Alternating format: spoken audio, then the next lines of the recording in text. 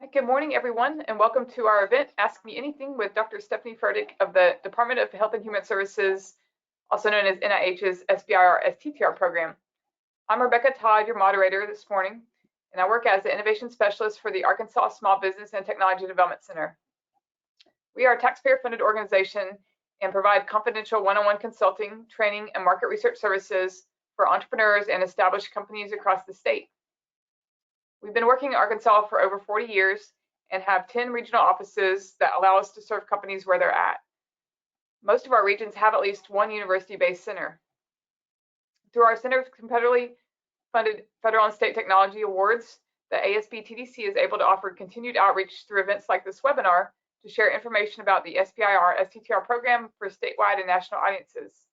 We help entrepreneurs with each step of preparing and submitting small business innovation research or SBIR proposal applications, as well as state-level applications for supplemental technology commercialization funds. To date, our clients have won 81 SBIR or STTR awards across the participating agencies. Through our industry database subscriptions, we are able to locate market data that helps all these technology clients to prepare key sections of their SBIR proposals, like the commercialization plan. For everyone who registered for today's event, you will receive a copy of the slides as well as a link to the recording within 2 days via GoToWebinar email. So before we start, let's take a moment to make sure that everyone is ready and familiar with GoToWebinar. So first, you should have a control panel on the right side of your screen. You can minimize this panel by clicking on the orange arrow button that's in the upper left corner. You can expand the panel by clicking that same button. And second, you have the ability to submit questions using the question pane located near the bottom of the control panel. This being a more informal type of event where there'll be a lot of Q&A, please feel free to submit questions at any time. I'll be reading those out loud to our presenter to field for you after her presentation. So before we get started, I would like to introduce today's speaker, Dr. Stephanie Fertig. Dr. Fertig is the Health and Human Services Small Business Program Lead in SEED. SEED stands for Small Business Education and Entrepreneurial Development at the NIH. She currently oversees the Small Business Innovation Research SBIR and Small Business Technology Transfer STTR programs, which are congressionally mandated set-aside programs that provide over $1.2 billion per year to small business concerns. Before she joined SEED, Stephanie managed the SBIR and STTR programs at the National Institute of Neurological Disorders and Stroke, or NINDS. During her tenure at NIH, she has led the development and implementation of multiple programs focused on small business and translational research. Dr. Fertig has a BS in chemistry from the University of Virginia and an MBA from the University of Maryland's Robert H. Smith School of Business. So with that, I'll now turn the presentation over to Dr. Fertig. Take it away. Thank you. And I don't have a PhD, but I do have an MBA, and I really am very excited to talk to you today about some of the ways that we support small business within NIH, specifically through the Small Business Innovation Research, or SBIR, and Small Business Technology Transfer, or STTR programs. And they're also known now as the America's Seed Fund, and they're really here to provide that in early stage seed support to small businesses within the United States. So I'm going to do a quick, brief presentation today. I don't want to take a ton of time up with the presentation because I want to provide you all plenty of time to ask questions, particularly specific questions that you may have about the program. I also want to take a little time to do some myth busting. I do like to myth bust because there's a lot of myths out there about the SBIR and STTR programs. Now, I'm going to whip through a bunch of information today, but I really encourage you to take a look at our website for more information, more detailed information, resources. And we've got this website. It's a great website, fairly new. I don't know how long I can say brand new for, less than a year old. It has a wealth of information on that website. One of the things that it has is materials from our conference that was held last year that was specifically focused on providing support and guidance to new applicants or individuals who had not successfully competed for an SBIR or STTR award. Now I'm going to talk today about NIH, the National Institutes of Health, but we're not the only one that has a small business program. And in particular, we have programs as part of the CDC, FDA, and ACL. And I think many of us now know the CDC and FDA, but ACL is the Administration for Community Living. And as you can see, each of these different components of the agency has a small business program. And so they're also very interested in getting new and exciting, innovative technologies into the hands of the people that need them. Now, when we're thinking about NIH, our mission can really be summed up as turning discoveries into help. And our small business program really helps get the innovations into the hands of the patients, clinicians, caregivers, and researchers that need them. So what does this mean? Well, this means that NIH tends not to be the final purchasers of our technology, but we're here to support technology so that it can get to the marketplace. Now, we do this with $1.2 billion of dedicated funding that's set aside from the NIH's research and development budget.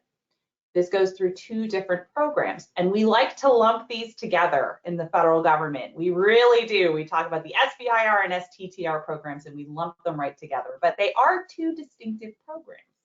There's the Small Business Innovation Research Program, SBIR, and Small Business Technology Transfer Program, STTR. Now, there are some policy differences between the two, but the core difference that really creates all those other differences is that the SBIR allows for partnering, while the STTR requires that a small business partners with a US research institution.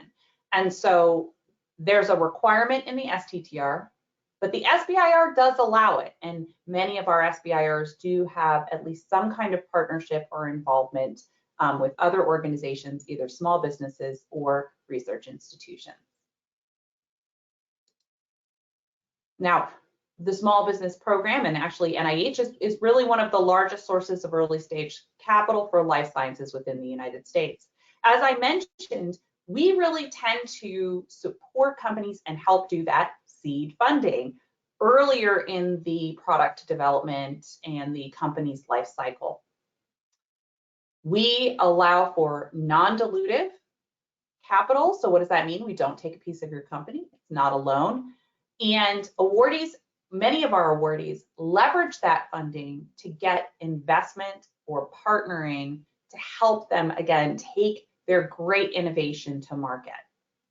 We tend not to be the final purchasers, but again, we can help support companies and help de-risk the technologies so that other partners can help take it the rest of the way.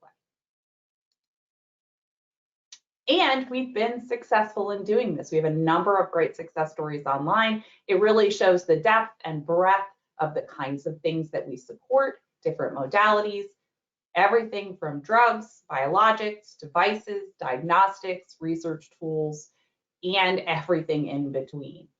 I have put up one example here from Arkansas.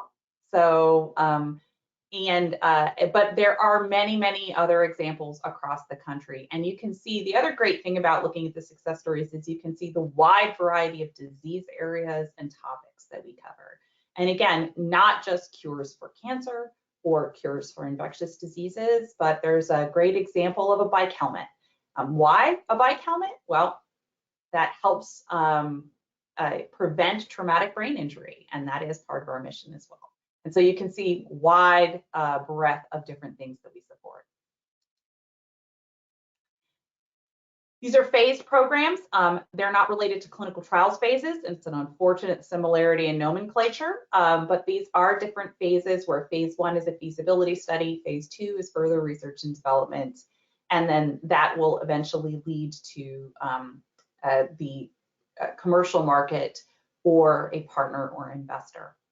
Now, as you can see here, and I'm not going to go into all the details, happy to answer any questions that you might have, but you can see that NIH is unique among many of the other agencies that do have small business programs, and that we offer a number of different ways to get that to that further research and development. whether it's the standard path of doing a phase 1 and then doing the phase 2, to doing what we call a fast track, which is the phase 1 and phase 2 combined into one proposal, or something called a direct to phase 2 for those individuals and companies that have really already done all that feasibility work and are ready to jump directly to that, that research and development. But regardless how you get to the phase 2, we have a number, we really recognize that that jump again to marketplace or even to a partner or an investor there still may be a big gap there. And that's why we support additional phase 2s. So we have an additional phase 2 that we allow, or a commercialization readiness pilot program.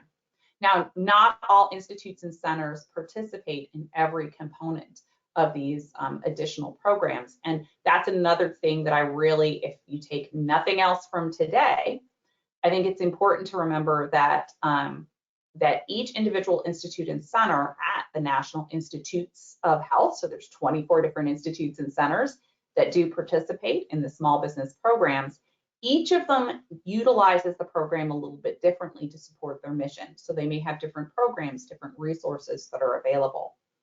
And this even includes the kinds and size of budgets that they allow. And as you can see here, we have the SBA's guidelines that I've got listed, but NIH does have a waiver from the Small Business Administration to exceed these guidelines in certain cases. And those cases may vary depending upon which institute and center your application is likely to be assigned to. So one big myth that I often hear is that there isn't enough money, or the budgets aren't large enough, but we do have that budgetary flexibility, particularly for things that require those additional fundings, be it human subjects or large animal work. Now, the majority of our funding does go to what we call investigator-initiated applications. So what does that mean? That means that you identify a problem and an issue, and you identify how your innovation can help solve that problem or that issue for patients, clinicians, caregivers, or researchers. We have a general, what we call omnibus solicitation, that allows for that investigator-initiated work. And we've got the new omnibus solicitations have just been released. And so we do have those out on the street now. You can take a look at those. Our receipt dates are 3 times a year, September 5th, January 5th, and April 5th. If one of those does fall on a holiday, as often happens in September, you just move it to the next business day. Now, that said, we do sometimes have specific solicitations, and those specific solicitations may highlight a specific area or a specific targeted area of interest that we would like applications in. But again, the vast majority of our applications and awards are made through that general omnibus solicitation. If you go to the solicitations, one of the things you might notice is that there is clinical trials allowed, clinical trials not allowed, clinical trials optional.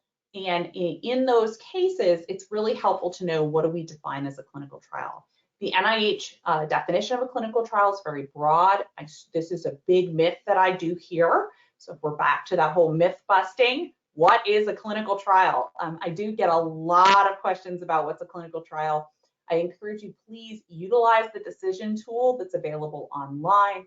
Read the definition carefully, and if you have any questions, you can reach out to either our office or our specific program officer to talk through and determine whether or not it's considered a clinical trial. Now, why is this really important? Not every institute and center supports clinical trials through the program. So again, extremely important to know, if you're doing human subjects research, are you doing something that would be considered a clinical trial? Now, we have a wealth of resources on the website.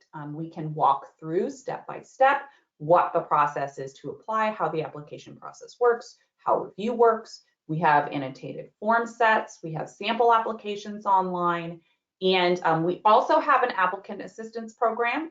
Some institutes do provide additional support for applicants who were never successful. So that applicant assistance program is very important.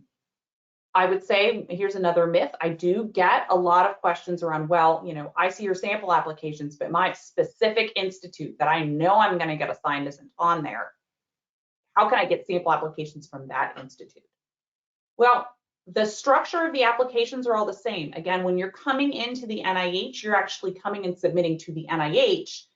They all use the same form set, they all use the same form, they all use the same structure, and then it gets given to the Center for Scientific Review to be reviewed. And it's also assigned an institute or center. And so you're coming in and applying to the NIH, not to an individual institute or center. We all use the same form, we all use the same instructions. And so when you're looking at those sample applications, that still gives you a really good idea, even if your specific institute or center doesn't have a sample application, it's still, that's what the application looks like. So that is a myth I've heard, and I just want to make sure that you're aware that those are different kinds of applications to give you an idea of what the structure of your application should look like. One of the big myths that I do hear is that, well, if I don't get it the first time, I shouldn't even bother coming back in. Please don't think that. Please be prepared to resubmit. And I have some great quotes here, because if you won't believe me, that's okay. We have some great individuals who have provided some quotes for us that talk about the review process and the struggles of the review process, being able to take that feedback from review. Everybody gets feedback. That's one of the great parts of the NIH process, is that everyone gets feedback regardless of how you did in review. You get that feedback, you're able to take that information, update, revise your application, and resubmit it for review. So that is one of the, I think, the really nice features of the small business program at NIH. Another great feature is that we're not just, I mean, the money is people do really like the money, but it's not the only support that we provide. We have entrepreneurs in residence and other business development support that we do provide our awardees. And also we provide partnering and investment opportunities. Again, we recognize we're not the final purchasers for the technologies, so we're really trying to do that nice handoff by providing opportunities to go to different partnering and investment events throughout the country to be able to meet those partners and investors and hopefully make that transition. We also participate in what we call the technical and business assistance programs. There's different ways of doing that technical and business assistance. One is if you want to use your own vendor, you can, as part of your application, put in for technical and business assistance support. There's instructions specifically in the application instructions that talk about what constitutes and what is technical and business assistance. So you can do that as part of your application. But in addition, our office does run some centralized technical and business assistance services, both the needs assessment program, again, to help you assess and determine what the needs of the project are and what you should be thinking about in your next step, as well as the TABA consulting services that can provide specific consulting services for awardees. Now, these are, again, specifically for awardees, but it shows that there are a variety of different ways that you can access resources, either once you're an awardee or make sure that you include those in your application. The most important piece of advice, though, and the thing I hope you really take away from today, is to talk to us. Talking to a program officer is the most important thing that you can do. I encourage you to do that at least a month before the deadline. If you're not sure who's the right program officer, our office can help with that, seedinfo@nih.gov. But there is a list of program officers available on our website. You can also look and see what institute or center has supported the same kinds of projects as yours in the past, and that's through the NIH report tool or reporter. And then again, you can read through the descriptions, but if you're still not sure, you can always reach out and talk with us. And really, that's where I'm going to end, is just say, please subscribe, please reach out and speak with us. We're happy to talk with you. We're happy to answer any questions that you might have. And that includes questions today. And so with that, I'm going to segue into the Q&A, and I'm looking just to see, I see a couple of individuals on. I will be honest, it's been a minute since I've used GoToWebinar. We transitioned away from GoToWebinar a little while ago, and so this is certainly taking me back. We used to use GoToWebinar, so I'm hoping that there are a couple of questions. Thank you so much, Stephanie. This is wonderful information, and it does look like we don't have any questions at the moment. I do have some just to kind of kick things off, if you don't mind. Not at all. Happy to. And again, I really am hoping, so for all of those who are attending, feel free to ask any questions, and I will, do my best to answer them. But that's what really benefit these things, or really benefit from the Q&A time. Yeah, definitely. So the first question: how important is preliminary data in previous publications that are directly related to an SBIR or STTR project idea? That is a great question, and something we do get a lot. And so a phase 1, and I'm going to scroll back through. I like visual aids. I'm a highly visual individual. So I'm going to zip right back through to this chart here that talks about the phases. So a phase 1, either SBIR or STTR, does not require preliminary data. That said, you really do need to provide the scientific basis for what you're proposing. So while you don't need preliminary data, you do need to show why you think it'll work, why you think this is something that the federal government should invest in. And so you do need to have some kind of scientific basis for what you're proposing. Now, if you're doing a fast track, so that's again that phase 1 and phase 2 combined into one proposal, you are not required to have preliminary data, but it's expected that there will be preliminary data. Now, why is that? Well, again, you're coming in with both the phase 1 and the phase 2 in one proposal. You need to have the whole thing mapped out. Generally, in order to do that, you at least have to have some preliminary data to be able to map that out for yourself. Now, a direct to phase 2, 100% need preliminary data. And why is that? Well, you're going directly to the phase 2. You need to show all that preliminary data to show that you don't need a phase 1. You've done all that feasibility work. And so really it kind of depends on how you're coming in, determines how much preliminary data you might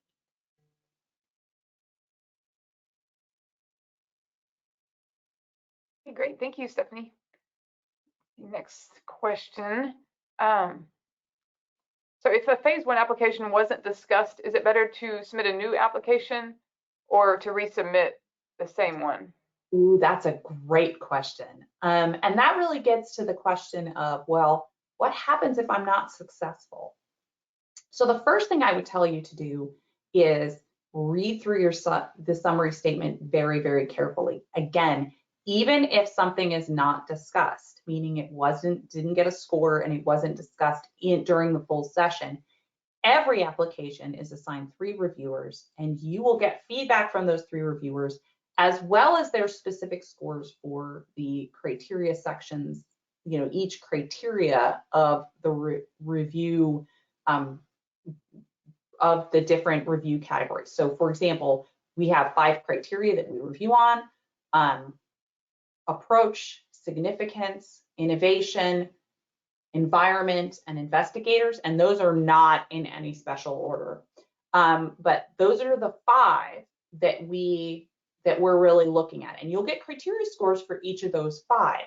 Now, I'm going to give you my quick comment here. I have a love-hate relationship with the criteria scores.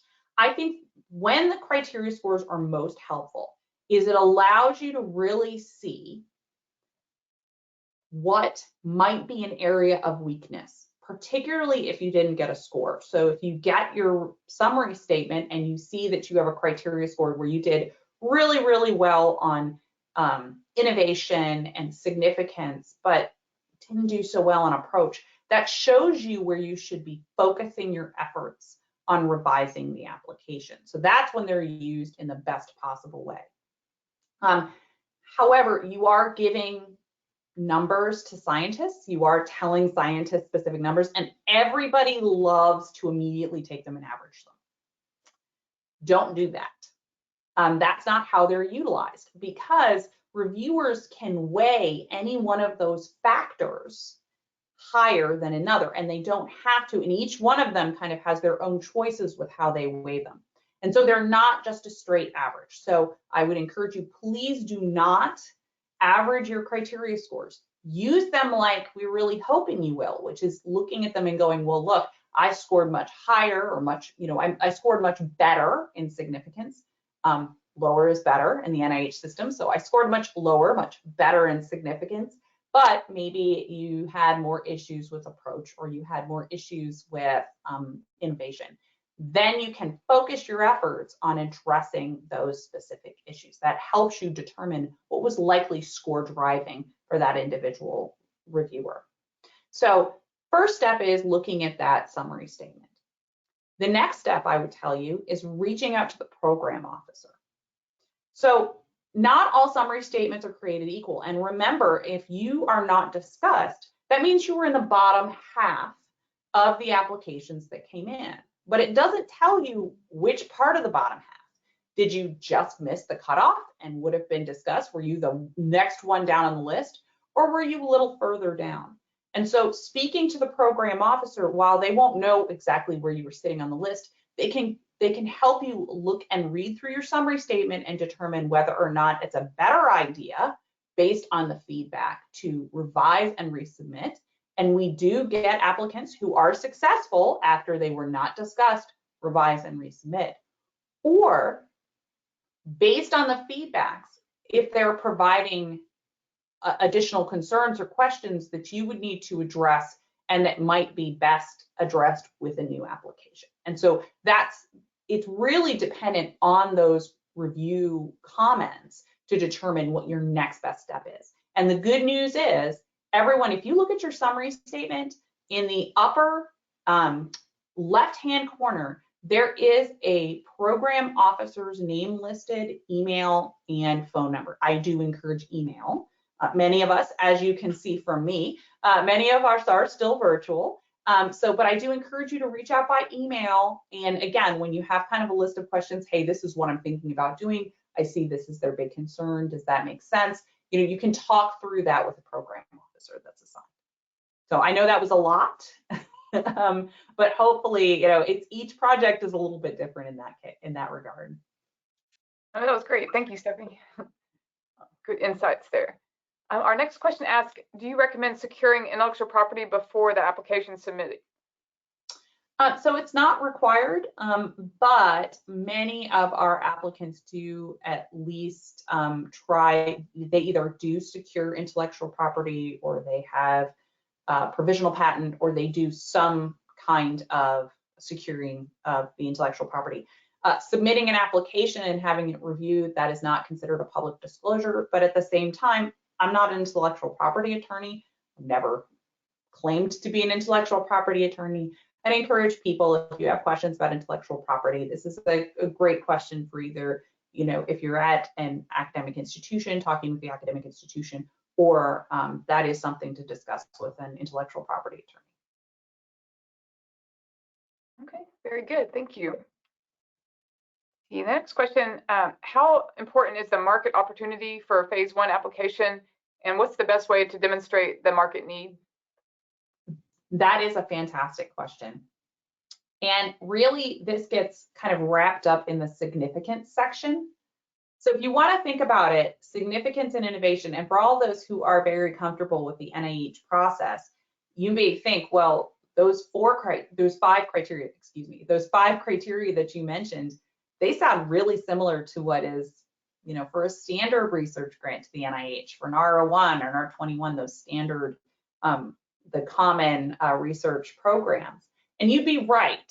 Significance, innovation, approach, environment, and investigators, those are standard criteria. But that said, for the SBIR and STTR programs, we really think about those a little bit differently. So when we're talking about market need and what are the needs of the market and what is that, what is the problem basically you're trying to solve for the market, that really falls under significance. That's where you can show, look, there is a need and this is the significant need that's out there. And that's even in a phase 1, that's where you put that phase 1 market need, is in that significance. Innovation, if you want to think about innovation, and I do get a lot of questions about innovation, so I'm going to touch on that too since I'm here. But innovation is really about, well, how is this product, how is this technology innovative, particularly compared to other similar technologies or other solutions that are currently out there or being developed. So how is this different than what's currently out there? It doesn't necessarily mean innovative studies. And that's because I like to joke that, you know, the FDA doesn't like innovative tox studies. Sometimes what you're doing is very, very standard to review and to really flesh out this technology. But if the technology itself is innovative, that's what you put in that innovation section. And so, you know, that's kind of the difference between innovation and significance. And really where that market need can come out is in that significance. Particularly for a phase 1, since phase 1s don't allow you to submit a commercialization plan. It's only when you have a phase 2 component, either as a phase 2 itself or as part of a fast track, that allows you to have that commercialization plan, which can include more information about the market need. Okay, wonderful. Thank you. Great information. Our next question, what kind of feedback can I expect the NIH to provide on my project idea before I write a full proposal? Oh, that's a great question. And this is really so when I ask, you know, call the program officer, what do I ask? So a program officer is not going to pre-review. They can't pre-review your application for you. What they can do is make sure that what you're proposing fits within the mission and scope of their institute. They can help determine whether or not it fits within the scope of say, if it's a fast track, if it's set up and looks like a fast track, if you've got a clinical trial, making sure that it's going to the right program announcement. So really it's, am I submitting to the right program announcement for what I'd like to propose? They can also ask you some questions. Again, many of the small business, many of our program officers have been part of the program for a while. I was a program officer for many years, and I have to tell you, I read a lot of summary statements. I looked at a lot of specific aims. They can't look at your full proposal, but what they can do is look at your specific aims page. And again, they may ask you pointed questions. Hey, I'm confused by this, or just again, making sure that it fits within the mission of their institute and it fits within the program announcement that you're submitting to. Now, part of the reason you want to know whether or not they fit within the mission of the institute is, again, if you're asking for additional funds, or if you may be a clinical trial, you want to make sure that you fit in with how they're currently utilizing the small business program. The one other thing that I will tell you that I think is the most important thing that you can do is, so what you didn't hear me say was, well, they didn't pre-review my application. They didn't tell me how it's likely to do in review. And that's because they can't tell you that. But one of the biggest pieces of advice that I give to individuals who are preparing their application, have other individuals read your application. Make sure that you are working on it with enough time that you can hand it to the most critical individuals that you know. And we all know those super critical individuals. Give them a red pen and tell them to go to town. What you want is you want those individuals to provide you feedback, any questions, any thoughts they may have about the application. And that's so that you can get, I don't want to say pre-review, but that's because the peer review process is your peers, individuals, other scientists outside of NIH who are going to be providing that review.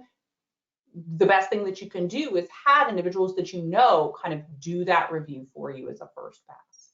But what a program officer can do is they can provide information on whether or not they see it as an area of great interest. They can point out maybe notices or other program announcements that your research might be applicable to. It's really hard. We have a number of program announcements out there. You might not be aware of an opportunity or a specific situation. And that's where really the program officer can make sure you're coming into the right program announcement, you're aware of all the resources and opportunities that are out there, and you're really taking advantage of all of those. So that's what that program officer can do. Perfect. Thank you, Stephanie.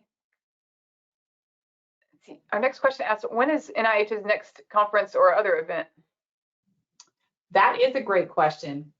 So we do not have an NIH specific conference planned. However, you're catching me at a fantastic time, because next week we are, the Small Business Administration is putting on the America's Seed Fund Week. And that will have presentations not just from NIH and HHS, but also from many of the other agencies across the federal government that have an SBIR, or in some cases also an STTR program. So I encourage you to take advantage of that as well. And thank you for putting that link.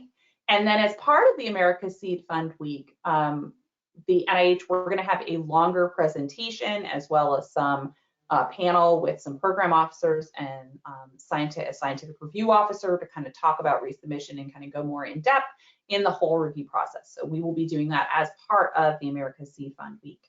And so, but regardless, you can find out all that information. We do have an events page on our webpage. So if you go to seed.nih.gov, on that front page, we have the different upcoming events that we're either going to be part of or that may be of interest to the community. And I do encourage you to take a look at that as well. And it also has a link to past events. We love to record and post past events and provide not just recordings, but transcripts and slides as well. So I encourage you to take a look at that too. So just in case you missed something, don't worry, we do try to record that and provide information about it, because we understand that people can be extremely busy. Awesome, thank you, Stephanie. I'm looking forward to next week for sure. I just put another post in the chat. We have some programming going on through the ASBTDC that might be of interest as well for those that are based in Arkansas on today's webinar. Yeah, very exciting America's Seed Fund Week, and again, that really does provide individuals the opportunity to not just look at what's at a specific one agency, but really get an idea of broader agency interaction. And also, we're going to be doing roundtables. We are going to try to provide, again, a lot of time to talk with the specific program staff at the event. And I think that's really, really helpful. And I encourage people to come and attend. And Stephanie, do you know if there are going to be one-on-ones as before, where the participants can have quad charts submitted and have a few minutes to talk with folks separately? So unfortunately, no, there won't be one-on-ones as part of that, but it's almost like you read my mind. We will be doing we're planning the NIH is planning a one-on-one event. So be looking for that in the very near term. I'm hoping we'll be able to push out information about that in the next 24 hours, 48 hours. So, and where individuals will be able to do some one-on-one discussions with program officers at NIH. Okay, great. So they'll be on your social media and website? That's correct. That's the hope. We're working on it as we speak. Right before this, we were actually talking about it. So. Okay, very good. Yeah, one more question, just in case anyone is curious about this part. With TABA, the Technical Business Assistance, are there any limitations on what kind of expenses can be covered, and can it be accessed at the start of a project? Great question. So I'm going to jump to this TABA slide because we do get a lot of questions about the Technical and Business Assistance, and I did gloss over that a little bit. So the Technical and Business Assistance is very, there's a specific amount and specific activities that you can do using the Technical and Business Assistance. Phase ones have up to $6,500 per year. Most of our phase ones are a year or less, so that limits you to about $6,500. Phase two is limited to $50,000 total. Now, that is for any kind of TABA program, anything labeled TABA. That's the maximum amount you can spend on that phase of your project for Technical and Business Assistance. You can find specific information on what is allowable through Technical and Business Assistance funding in the instructions, and we actually try to detail out some of the specific things that you can support. But it could be, anything like market research or, better understanding the intellectual property landscape. again, there are specific rules. You do have to use a vendor, so you can't be something that is within your company. It's really to pay a vendor or pay outside support to get that technical or business assistance. So you can do that through funding, where a specific company, when they submit their award, when they submit their application, they put a line item in their budget about TABA funding, and then as part of their justification, they talk about what are they going to use that TABA funding for. So you're going to request it as part of your application. That's one way of doing it. It's the way we encourage people to do it for a phase 2, particularly for the $50,000. And usually phase 2s, they have a better handle on what they really need, what their next steps are. And that's why we really do encourage, for in the phase 2, it makes a lot of sense for individuals to do it that way. Many of our phase 1s, though, aren't really sure what they should utilize it for. 6,500 is much smaller.